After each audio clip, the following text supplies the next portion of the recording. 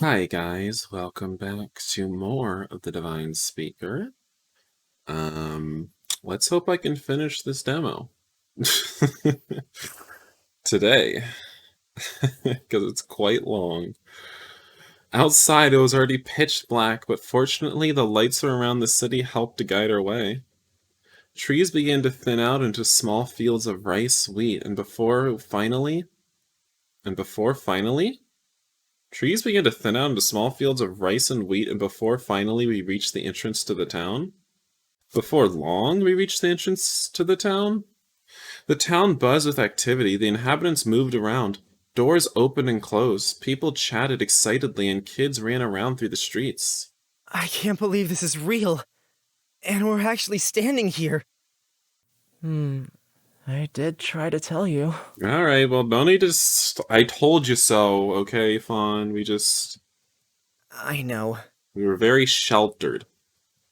Sorry, Fawn, for doubting you. In my mind, a place like this just couldn't exist. Yet here we are. Sorry, I must look really dumb to you. It's okay, I understand. How could the two of you believe me when you've always been told the opposite? It pains me to admit it, but even I feel a little bad. Let's look at this positively.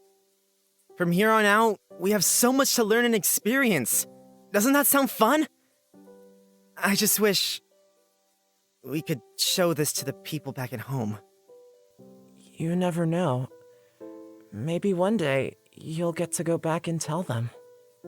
I mean, I don't see why he couldn't? I mean, well, I guess he could. Couldn't, because he got exiled. I mean, he could still go back. I mean, he might get killed, but hey. With all of my heart, I want to believe that one day I can show this sight to them, to the matron, to Mia, and Tobias, to everyone. It might be an unreasonable wish, but I'll still wish for it. One day, I'll be able to show them. Definitely, someday. Alright, let's not waste any more time. I don't know about the two of you, but I'm not spending another night sleeping on the ground. I'd appreciate a bed. You got money? Even in Fawn's house, the bed was only thrown together. What I'd give to sleep in a proper bed tonight. Sounds good to me. I guess we can just walk through the main streets then? Do we need to hide? Will they question us? I don't think so. We should be able to enter and leave freely. Really? Wow. We slowly walked through the outskirts of town. No one stood watch though, just like Fawn said. They really can just come and go as they please. They can look out on the ocean and decide to visit it. They can look far into the distance and just go. They can look at a twink on the street and decide they want a piece of it. A piece of me. I envy them. My arm arched as we walked between the buildings. The dull throbbing went from my wrist all the way to my shoulder. I massaged it with my other hand, but it didn't help. Is your arm bothering you? The two of them had watched me closely while we walked through between the rows of houses. Oh, no. It aches a little, but I'm sure it'll pass soon. All right. But tell us if you can't deal with it, okay? Yeah. Oi, look. Oi. Not far from us, we saw the first of the townspeople. Instinctively, my body tensed up, and I wanted to hide. What will she do? She wouldn't call the guards because of a group of messy, unknown guys walking around in the middle of the night, right? We all watched her closely in anticipation. She gave us a gentle smile as she walked past and kept going on her way. That was it. She seemed rather friendly. She did. I've heard that the people here are friendly, but... But? What, by your little friends? No, I mean... Yeah, they told me. Even if people seem friendly, it doesn't mean they really are. It looks like it should be a safe place to spend the night, though. Fine. Did your friends also happen to mention a place where we'd be able to rest, Mouse Boy? Oh no, they didn't. Sorry. It's fine. You shouldn't be expected to know everything. We can just take a look around together. Right, Leos? We can just sleep our way around into a roof over our head. Come on. We all have to work here. I glared in his direction. Hopefully he could read the shut up look in my eyes. Whatever you say. Alright, it's settled then. Task 1, we find a place to stay. And Task 2, we find someone to look at your injuries. Okay? Yes, sir.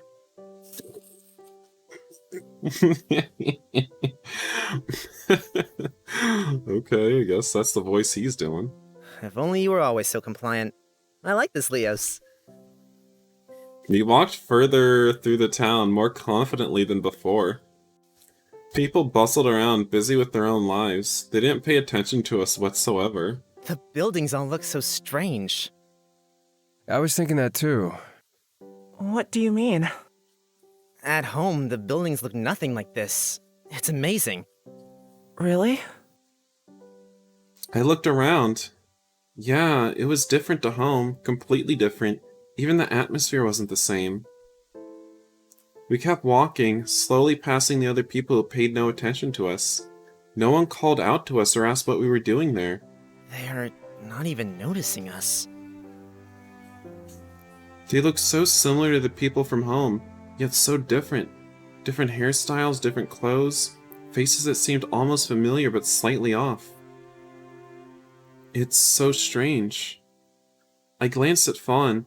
He was following slightly behind me, with his eyes cast down towards the ground. Fawn? Huh? Okay. His eyes flicked up from the ground immediately. Are you okay? Oh, yeah. I'm just a little tired. We agree on something. For once. Well, I know I said it pretty easily, but where exactly are we going to stay? Wait here. Before I could object or question him, Leos was off. He wove between the buildings and was out of sight instantly. I know what to do. It's time to save, so that we can go back here after the demo's over, and, see what the different choices might have led to. Regardless, just wait here with Fawn. There's really no stopping him sometimes. This area was relatively quiet, with only a few people walking past every now and then, so I crouched down and rested my back on the walls behind us. It's been a long day. Fawn stood awkwardly, still staring at the ground. Hey, why don't you sit down here with me? Oh, okay. He sat down on the pavement a few steps away from me, and rested his head in his hands. I don't like this. Twink, why are you crying? Why are you crying, Twink? Calm down. What's going on here? God, those are some awful boots you're wearing, hon. Awful. Just dreadful, dreadful things. I shuffled over until I bumped into him and draped my arm over his shoulders. Hey, don't act so distant. When his eyes met mine, I finally noticed his eyes welling up. What's wrong? Did I say something to upset him? He's been acting strange ever since we got here. I'm sorry, what did I do? No, Yeah, okay. I'm scared. Alright. I don't know what to do. What to do? Suddenly, there's all these people around. I haven't set foot anywhere like this in 10 years. Oh god, he's hormonal. I feel useless and scared. At least out there, I could be helpful. But now... So he does remember how long he's lived alone after all. You're not useless. We would never have found this place if not for you. But That was out there. Here, I know nothing. Every time I make eye contact with someone, I want to run as far away as I can. I want to hide and never come back. I don't want them to hurt me. I didn't mean. They won't hurt you. What if they do? You should know that I wouldn't let them. But you didn't do anything in that fight, hon. Do you remember? I remember. Kuro remembers. He did nothing in the fight. When I needed help, you gave it to me. You protected me more than once, so let me help you now. Not that I know much more than you about this kind of thing. Don't make promises you can't keep, boy, you hear? He just stared at the ground silently. Why are you so worried? Have these people done something to you? No. But the last time I just don't want to remember. Why do I feel like he got abused in a sexual manner? He doesn't want to talk about it. I'm not going to push him. Well, trust me. I won't let them do anything to you. I tightened my arm around his shoulders and pulled him a little closer. When he looked at me, I smiled. This is all I can do. It's the only way I know how to show him that I'm still here for him. Okay. He rubbed his eyes with his long sleeves and let out a quiet sigh. With a slight turn of his head, he watched me with puffy eyes and cheeks tinged pink. Hey, you shouldn't do this in public. Do what? What do you mean? Your arm. My arm? Why? You can't comfort people in public? You got Pepe on the brain, Fawn? You just thinking about Rain's Pepe? Is it different out here or something? I don't think it's a big deal. In some way, you kind of remind me of these two kids at my orphanage. I want to look after you. Oh. What? Before I could say anything, we were interrupted by an explosion of giggles and chatter coming towards us. What is that? I took my arm off Fawn and stood up. When I held out my hands, he quickly accepted and stood beside me. Oh my god, your outfit is so sexy. Ugh, where are you from? We've detected some thoughts on the radar. Lord. No. Get out of here. Women be gone. Women be gone. And your hair, it's so smooth. Requesting backup. The thoughts are overwhelming us. Mission command, please respond. Did you come here with anyone? Can I touch your abs? Leos? Is this happening to Leos? Around the corner came Leos with a small crowd of women following behind him. A couple of girls buzzed around him, asking questions and touching him. Leos? Are these your friends? Little brothers? These are my companions. We're traveling together. Mission command, we are requesting permission to fire on these thoughts. That's adorable. Is it? What's going on here? I just asked someone if they knew where we could stay the night. And more people came. Until I had a crowd. I don't know what they want. Fawn shrunk back from the sudden crowd further into the shadows. Well, did you find somewhere we can stay? We can take you to our local inn. It's the best in town. We don't want to go to your brothel. I'm not sure we can afford. Oh, come on, follow us. Two ladies held Leos by either arm and led him away. I gave Fawn's hair a little ruffle. Remember, I'll look after you. Come on. With a small nod, we set off after Leos. The walk towards the apparent best inn in town wasn't very long. The area was mostly quiet and we only passed by a few people. We probably wouldn't have found our way here without Leos' fans. I guess I should be thankful. There were a few people gathered around the entrance of the small building, chatting and laughing, but the inn wasn't much to look at. A young lady stood by the door, smoking some kind of pipe. A man with dark green hair sat at one of the outside tables, playing with a bird. When I peeked in through the window, the inside was pretty much devoid of life. The Sleeping Ostrich Inn. Wow. Your little forest friends taught you how to read too? I already knew how to read. Please, just be nice. When am I not? Do you really want me to answer that? Let's just go in. Rather than standing around out here. The crowd of girls that brought us here shuffled us in through the doorway. The inside of the inn was a little run down with creaky floors and an old bar, but after the places we'd been sleeping lately, it looked like heaven. Sets of tables were scattered around the room and a few stools sat by the bar. Only a couple of people were sat around drinking alone. The atmosphere was pretty dull. Oh my god, it's a colored person! Crazy. And he's not a silhouette person. The bartender looked up when we entered, his eyes wide at the sight of around 15 people suddenly bursting in the door. Leos' crowd sat him down at a table and surrounded him in an instant, chatting to him non-stop. Sorry, Leos, you were a worthy sacrifice. I guess I'll go talk to the bartender. I'll come too.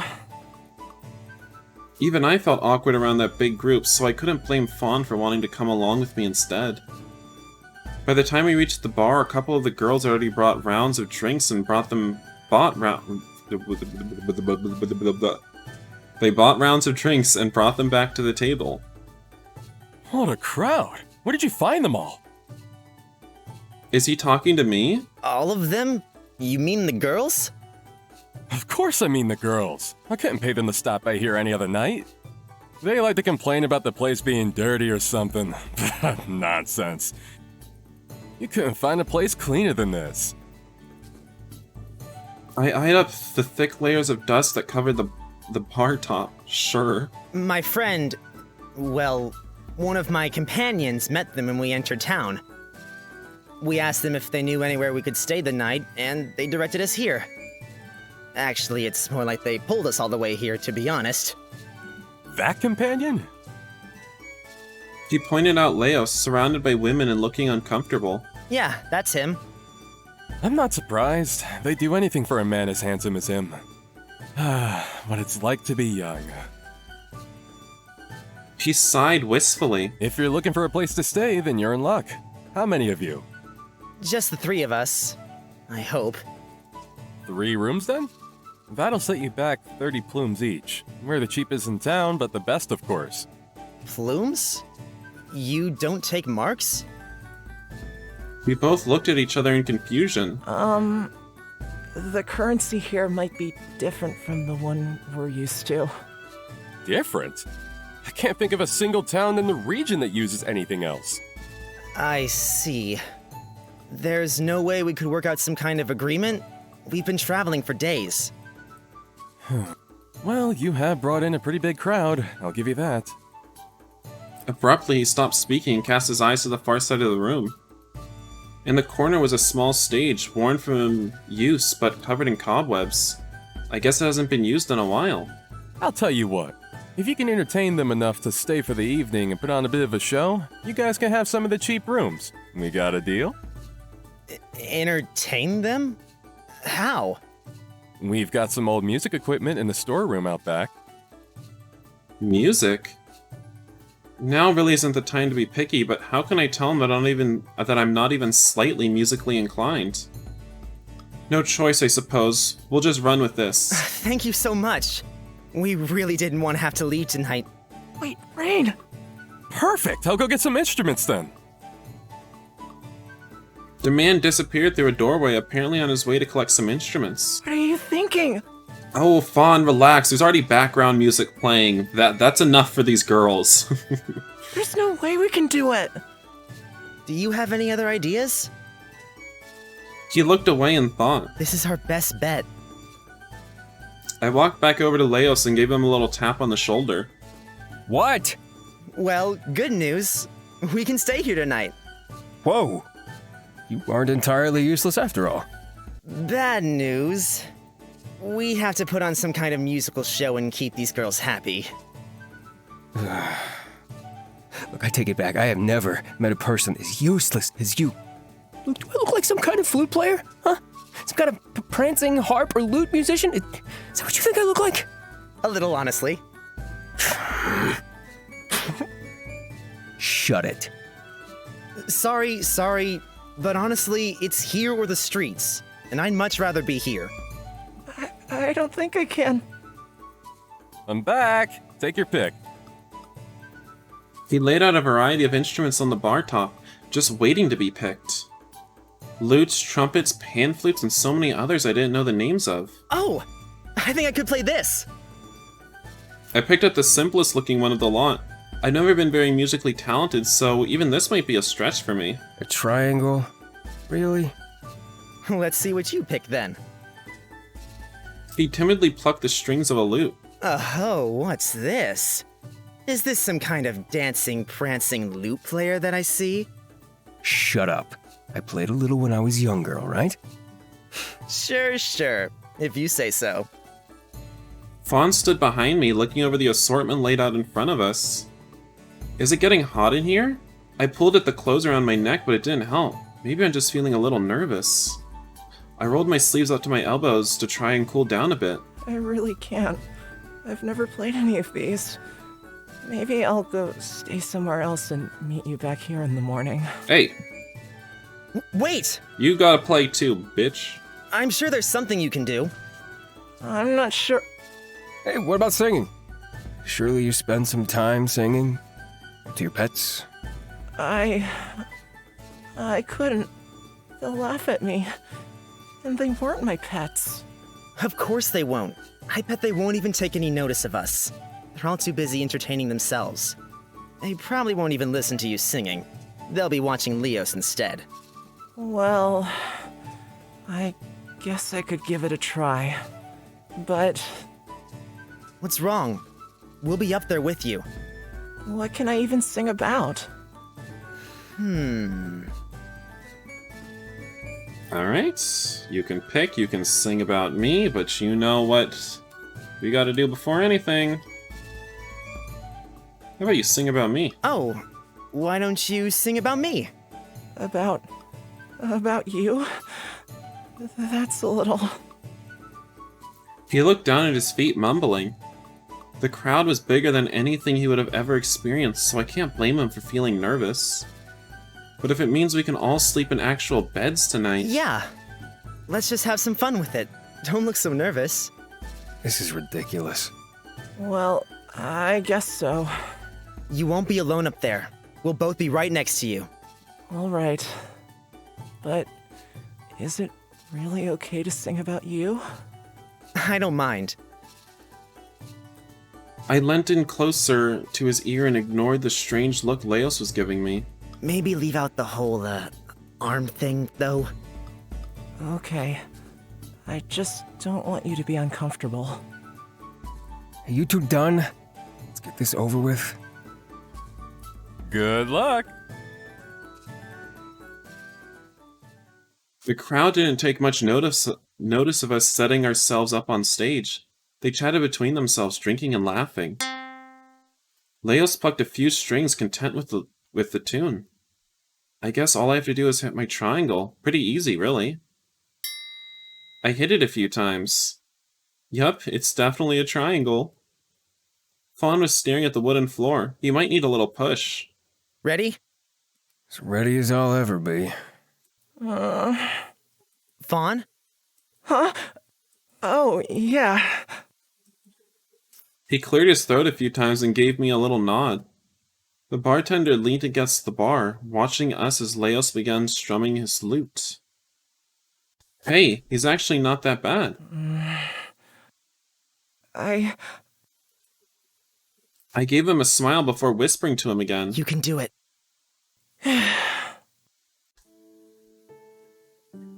I stand stand behind these walls, Isn't this the main theme of the game? waiting for them to fall. I will pave a way. You know, we lost the opportunity to hear Kiba Walker sing these lines. Beyond the gray, What? I'll run away, journey beyond the fog. He's actually really good. Well, I mean, we all have thoughts on the matter. His soft, melancholic voice reached out towards the audience and captivated them. Only a moment ago, they were loudly cheering for Leos, but now they watched Fawn in silence. They all listened, mesmerized. Leos played a soft tune on his lute, perfectly complementing Fawn's voice. Okay, stop biting my ear. We can go in. The doors open and passerbyers join the crowd, captivated by Fawn's angelic voice.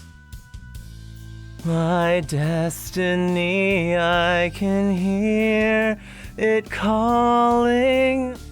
I'll write my own story. You're right. He's pretty good. Whoops, I guess I should...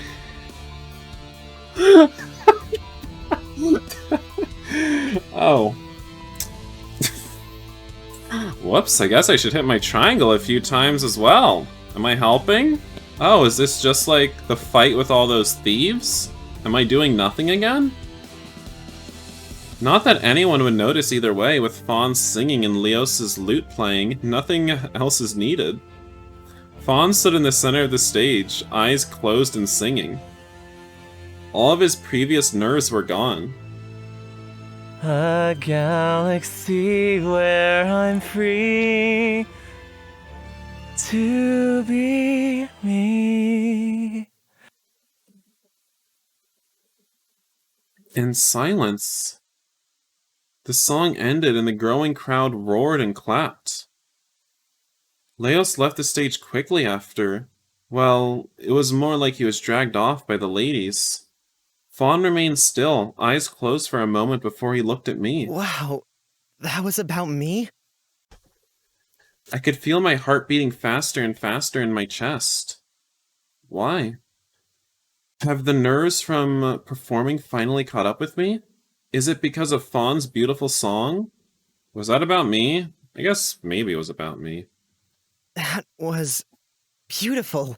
I guess You I can did great. see how that was about me. Really? Really? Did you just make that up on the spot? Yeah. Bitch, don't lie to me. You heard that song. You didn't make it up. Think you can trick me? He looked away from me and played with his pale hair. The way it framed his small face and the sound of his soft voice. It really makes him look angelic. The thumping continued in my chest as we left the stage to join Leos. During the song, the bar had filled up even more. Now every table was taken and the people chatted cheerfully. That was amazing! I should hire you guys permanently. Just look at all the people you brought in. I've never seen so many. Thank you. It's all thanks to these two, though. As promised, I'll go get the rooms ready for you. He left quickly through the back door again, leaving with Fawn, Leos, and the newly formed crowd of people.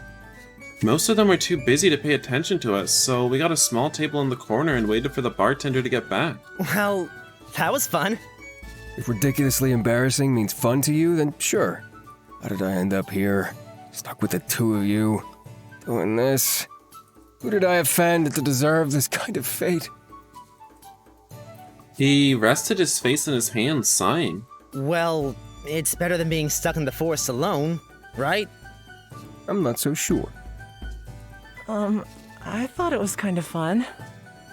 See, someone's positive. Thus, we'll finally have somewhere to sleep tonight. Well. That wasn't a bad performance. Alright, sir. You can just go ahead and put your mischievous trickster vibes. You can just go ahead, take those, and walk out the door with them. Of course, I can tell you're new to it, but the raw sex appeal of Red in the back made it well worth watching. Okay. Flagrant homosexuality. What now? As the three of us sat around the table, someone approached from the crowd. A tall man with long green hair tied back into a ponytail. On his shoulders sat a blue... I'm not reading this very well. I mean, there was a period, and I just kept reading like there was no period. On his shoulders sat a small blue bird, looking around playfully. Can't take a compliment. Like, it's not easy, guys, to do all this reading, even though I'm not really doing that much reading since all the lines are voiced. But trust me, it's hard. He flashed a fang with a wide grin. I'm also sort of dyslexic. Sorry, I tend not to listen to people who are talking out of their asses. What do you want? Oh, someone's a little irritable. Tall and broody. I can imagine you're pretty popular, even if some of your notes were out of tune. Well, at least you tried your best. Excuse me? You can take your painted fingernails, slap yourself in the face with them. Calling Leos, his lute playing off tune. Not that I really care. The man pulled over a chair, making sure to drag it over the ground and make as much noise as possible. Gently, the bird hopped on his finger and he set it down on the table. Oh dear. Thawne's eyes instantly lit up. Don't even start. You don't have to be dripping at the mouth at every single animal you see. Dripping? I don't want to eat it. Why else would you be keeping so many animals? I think you... Sorry, he's not up for grabs. The small blue bird bounced around in front of Fawn, fluttering around and tweeting. This isn't a zoo, you know. Keep your pets somewhere else. They let you in, didn't they? I would have thought they'd tell Cabbage Patch and Kaleidoscope over there to keep you tied up outside. But here you are. Cabbage Patch? Kaleidoscope? Seems I'm not the only one with a bird in here. What well-trained parrots you have. Leos's expression became more annoyed by the second. I could almost hear a crackling in the air as he stared down the carefree-looking man. Look, can we help you? All right. I'm just here to congratulate you on a performance well done. What's a man got to do to show he enjoyed something? Not what you're doing, apparently. It's all right, Leos. Just leave it. Down dog. Leos's fingers edged towards his daggers, playing with the handles. I kicked him under the table quickly. Do we have that kind of rapport with Leos at this point? Do we have that kind of rapport with him? Ouch! Should we just be kicking him? Is that all, then? Thank you for the compliments. But we're tired from traveling, and well, he's easy to annoy. Traveling? And where would such an interesting group be traveling from? Leos and I come from From none of your business. The little bird hopped around in front of me before flying up to land on the top of my head. Can't say I've been to none of your business before. How's the weather? He still joked around, but his face suddenly looked serious. Is he staring at me? No, he's staring at the bird on my head. Under his steely-eyed gaze, I felt my body freeze up. I'll be honest. I couldn't help but be curious about such a strange assortment of people. Stagwitch has a lot of visitors, but not many of them look like the three of you. We're just travelers. Sorry we don't look like everyone else. He looked between the three of us before his eyes landed once again on the bird sitting on my head. Does your bird have a name? His name is Varys. Fawn raised his hand to Varys, but the bird flew away before he could touch him. He landed back in front of the green-haired man, pecked at the table in intervals before hopping onto his head. And your name? What do you think my name is? How should we know? No clue. You look like a fox, so... Got it in one. Good job, Bluey. He stood from his chair and turned to leave. With a turn of his head and a wink, he looked back at Leos. Looks like it's time for me to take my leave. See you later, Leos. His eyes lingered on Leos for a moment, and an indescribable look passed over his face. Oh, you can have this back. Interesting currency you have there, but not much use to us. Did he pickpocket us? He threw a worn envelope onto the table, and the contents tumbled out. A few papered notes and a handwritten letter. Hey, how did you... Night! See, mischievous trickster energy. In the end, what did he actually want? To be annoying, obviously. He might have been acting like that, but he had more than one weapon hidden in his clothes. All three of us slumped back into our chairs now that he was gone. It's been one thing after another today. First all that walking, getting into a fight, performing at a bar, and being harassed by some weird green-haired guy with a pet bird. I think I could use that bed now. Speaking of earlier... Oi, mouse boy. What?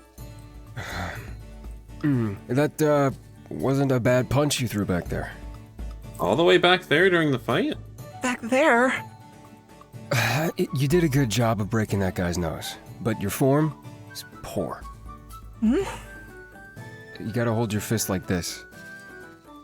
Leos pulled Fawn's hand and positioned it into a fist. He acts like he doesn't care, then does things like this. You're actually a nice guy, aren't you? He's just training him to kill people better. A kindness like no other. What? He instantly dropped Fawn's hand onto the table. I couldn't care less about you two. Oh, Leos, we know.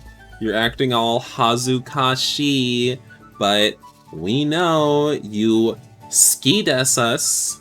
You muchos daisukias. Sure. You did a good job of protecting us back there, though. I don't know what you're talking about. The inn was starting to get rowdy with yelling, singing, and cheering, which reminds me... Oh, now that we're finally alone, what did those girls want? I have no clue, but thank the gods they're finally leaving me alone. One more second of listening to their shrill voices and I would have had to kill someone. Oh, girl, same. We don't allow thoughts on this channel. Someone in the comments is gonna be like, Kuro, just a couple videos ago in a different series, you were talking about how much you stan women, but in this video, you're crying about the thoughts. Someone's gonna make a comment like that. Don't do that. I tried to explain it to you before, but I think you'll be more likely to believe me now. Go ahead. So, you said that in Aurelia Cavella, you don't decide who you want to be with. You're just matched up, right? Yes, by genital size. Why? Well, everywhere else... How do I explain this? Everywhere else, people decide for themselves who they want to be together with. But how did they know who to be with? How would you be able to pick? Oh, still by genital size. Love. Most of the time, anyway. You'll get a funny feeling in your chest, your heart will beat faster, and you'll know that you want to spend your life with that person. And you might get married and have kids. I don't think I understand it. How will you know if what you're feeling is... love? I guess you just know when it happens. Sometimes it's exciting. Sometimes it's comfortable. Love can feel different for different people. That doesn't explain what those girls wanted. Ooh, they didn't want love. I guess they liked you. Liked me? Like, they wanted to be with you. Maybe they thought you were good looking. I mean, you're tall, have a nice face. Perhaps. Fawn, look at me. Look at me, baby. Stop looking at that. Stop looking at that tall drink of water. That's all it takes to get people to like you out here? I've been picking all your choices here. Don't be looking at him.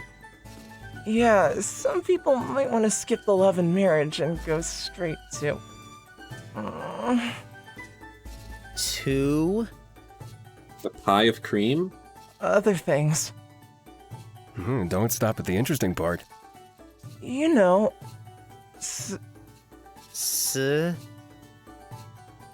We both leant in closer to hear Fawn's quiet voice.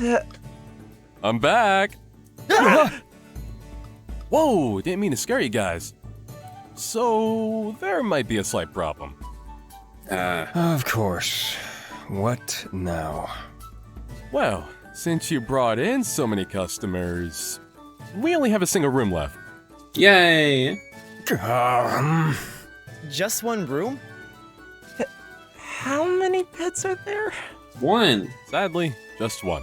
Yay! Although... He looked us all up and down. His eyes lingered on Fawn for a moment. You're all pretty slim, so I'm sure you could fit. Sorry, boys, you're just too popular. I should keep you around. Are you sure that there aren't any other rooms available? Leos eyed the man suspiciously. You planned this from the start, didn't you? Guys, calm down. If he says we can all fit, then it should be fine. Alright? Leos took a step back and sighed. If it means that I sleep in an actual bed, so be it. I mean... Defeated, Fawn stopped arguing as well. Okay. Come on, I'll show you guys upstairs. That'd be great. Thanks. We followed him up a small set of wooden stairs and down a narrow corridor. One of these doors must lead to the room he prepped for us. You'll find the room... cozy. You should be comfortable for the night. This one is yours. He pointed towards a door at the end of the corridor. If you need to stay any longer, come down and have a chat with me in the morning. You've done me a huge favor by bringing in that crowd. So thanks again. It's no problem, really. We should be thanking you. If you need anything, I'll be downstairs. The man took off downstairs, back towards the bar. Well, should we check it out? Leos pushed open the door, and we all examined where we'd be spending the night. The room was definitely cozy. It was small, with a double bed and a few chairs strewn about. It's a little squishy, but... it's clean and safe. Girl, we gonna be squishing on that bed. I guess we really don't have anything to complain about. Outside the window, everything was slowly dying down. Lanterns were going out, and everyone was tucking themselves away in bed. It's so strange. What? We're so far from home, yet so many things stay the same. The lights slowly dimming to the sound of a far-off owl, the people downstairs chatting happily. The lights slowly dimming to the sound of a far-off owl, the people downstairs chatting happily. It's all so familiar, but so different. My fingers are so fat. I closed my eyes and listened to the sound of the ocean. Try not to get too deep there, or you'll find yourself in a big hole. Okay. We can do this. Sorry, I must be tired. Let's head to bed. How are we going to do this? I'll take the left side. Leos began unbuckling bags and removing pieces of clothing on one side of the bed. Fawn stood by the right side, awkwardly fiddling with his clothing. What's wrong? I don't know what I should sleep in. Just your underwear, I guess. Okay. Yeah, it's good, huh? Take off your clothes. Stop moaning. Stop fucking crying and take off your goddamn clothes. Stop watching! Bitch, I'll watch if I want to. Now take off your clothes! Sorry.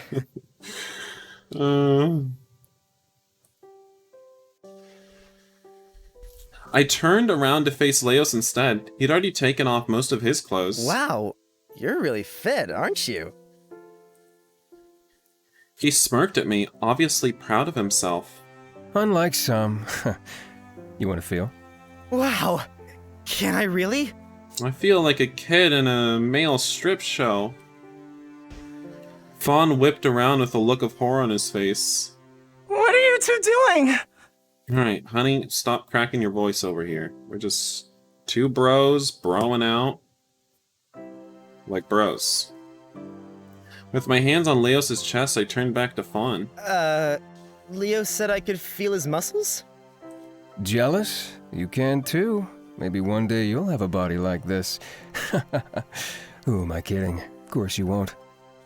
No, Can we just go to bed, please?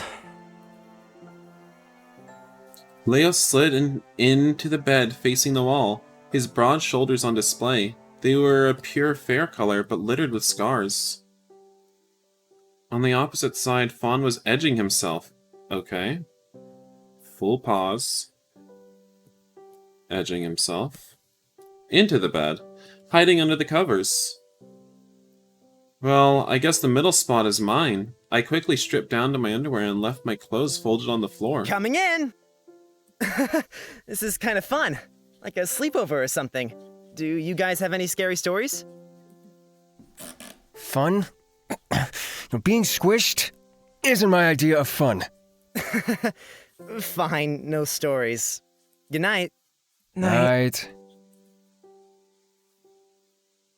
I closed my eyes. What a day. After a while of rolling back and forth, I still couldn't get to sleep. Maybe one of these two are having the same problem. Wait, so if we're in the middle... and Leos was on the right? And if I'm looking up at the ceiling, then that's my right. But what if I was turned around, I was lying on my stomach, and the right was actually the left, and the left was the right? We're going to the left. But first we're saving. We're saving. Let's go to the left. God, I am on my stomach. Aren't I? I could have sworn that Leos was on the right side of the bed. I could have sworn. The right side of the bed, assuming we're laying on our back in the middle. I could have sworn, but I guess I was wrong. I rolled over to my right. Fawn faced away from me, his face to the wall.